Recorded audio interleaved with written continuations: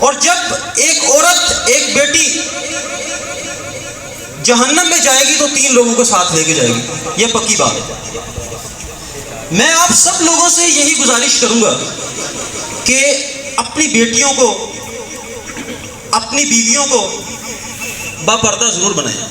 میں ایک کالم پڑھ رہا تھا تو میں نے اس میں ایک چیز پڑھی، بڑی زندگی بھر کے لیے ایک میسج دے گئی، ایک پیغام دے گئی، ایک سبق دے گئی۔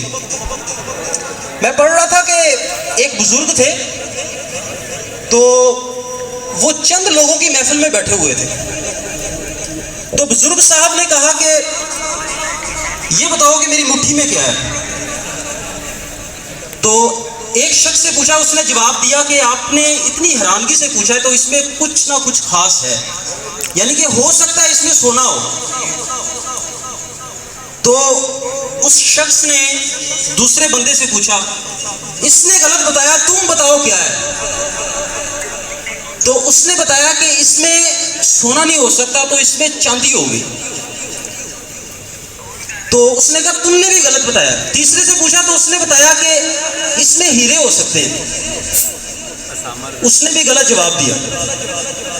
تو بعد میں اینڈ میں چوتھے نمبر پہ اس نے اپنی مٹھی کھولی، جب مٹھی کھولی تو اس میں صرف اور صرف کنکریاں تھیں، یعنی کہ وٹے تھے، جس میں ہمیں پنجابی کی زبان میں کہتے ہیں۔